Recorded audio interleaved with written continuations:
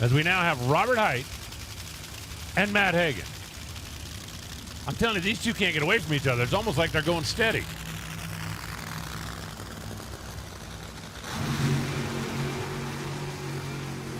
And Hagan did not do a burnout. Rolled through the water, hit the gas, and the tires bit.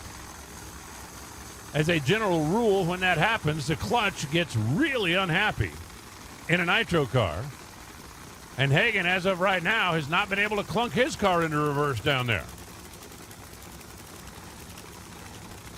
For 85 years of Mopar.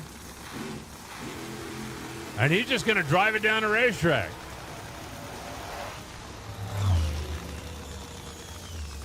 And for Hagan, fortunately, a 394 last night has got him in the number 4 position. And Robert Hight's team continues to go through their routine for the Auto Club Chevrolet. You can see our quad pushers zipping down there, and they've got to get Hagan clear of the top end of the racetrack. They will not send, no, they are not going to do it.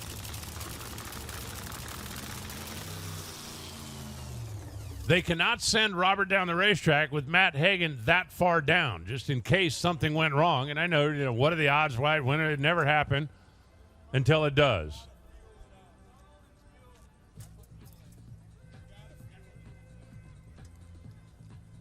Matt Hagan did what he thought was right. Hit the gas down here, wanted to get out of the way so as to not cause a problem for Robert.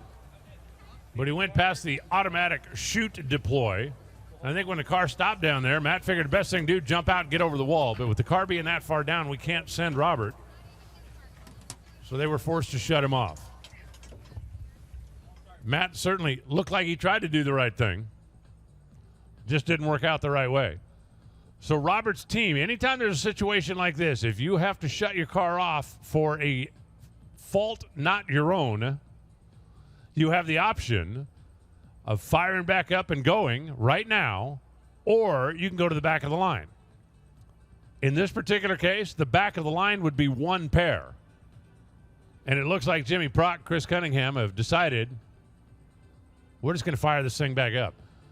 Now, interesting thing with a nitro car, when you shut one of these things off, you don't shut it off by, just turning the key. You shut it off by turning off the fuel. But it is imperative in a nitro car to make sure that there is no nitro left in the engine. That's why if you fans are back in the pits when they're warming them up, you'll notice when they shut them off, they disconnect the main fuel line, shoot a little gas in the injector, and let them run for a couple of seconds to make sure there's no nitro left in the engine. When you have to shut one off like this, they are back them down, which is what you see right there. A giant breaker bar stuck into the top pulley. They turn the engine over backwards. The exhaust valve is the lowest thing in the combustion chamber when an engine is put together. And by turning the engine backwards, if there's any raw fuel left inside a cylinder, it will open the exhaust valve. The piston will come up, and that fuel will simply run into the header where it can't do any damage. But if you had fuel left in a cylinder on a nitro car, when you spin it over, it is very likely to explode. And that's why they always need to be absolutely certain there's no nitro in the cylinders when you have to shut one off and then restart it. Looks like they are ready to go down there. You're not going to see any kind of panic down there from the Auto Club guys. They have been through it all a number of times over the years.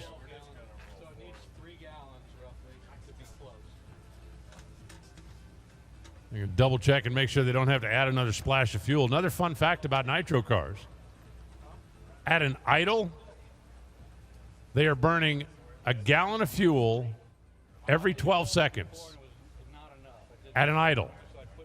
Nitro car idles for 1 minute, it burns 5 gallons of fuel.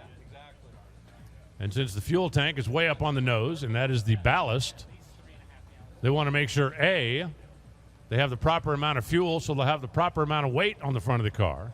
And B, you never, I mean ever, ever, ever want a nitro car to run out of fuel when it's going down a racetrack.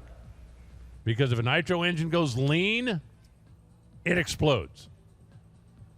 So there has to be at least 4 gallons of fuel left in the tank when the car crosses the finish line to ensure that it just doesn't suck an air bubble. Because if it does, that'll end badly. Hey, Alan. Yo. I'm down here with Jimmy Prock, and we just wanted to explain exactly what's going on from their perspective. Jimmy, tell us. Yeah, we're going to go back to the pits and put some fuel in this thing because by the time we get this thing idling and mess around, it burns 4 gallons a minute. So we could easily burn 1.5 gallons or 2 off here and then be too short at the end of the run. So obviously the distance to the pits is a bit of a challenge here too, everybody knows. So it's just going to take a little bit. Yeah, it's a little bit of ways, probably half a mile or so. All right, unfortunate, but that's the story from the starting line.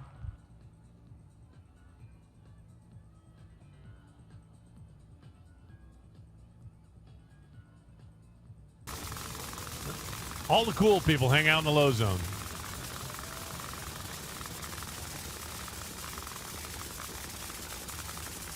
All right, no second burnout, nothing like that. Fire it up, make your final checks, set the idle, charge the clutch, and roll it right on back in.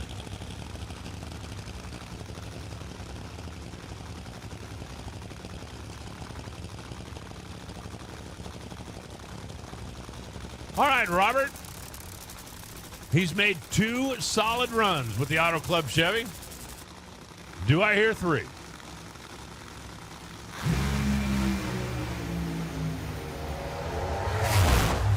.396, 320 miles an hour. That is low of the round.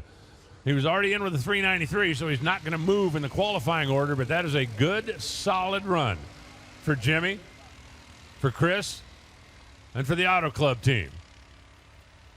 Robert Hight will start from the number 2 spot tomorrow unless John Force can get around him, because Bob Task is already in front of him, and that's the last pair of funny cars to run. Take another look on the NHRA.TV replay. Up close and personal.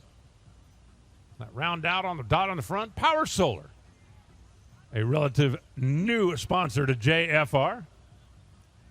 Chevrolet Camaro looking pretty solid out there right now.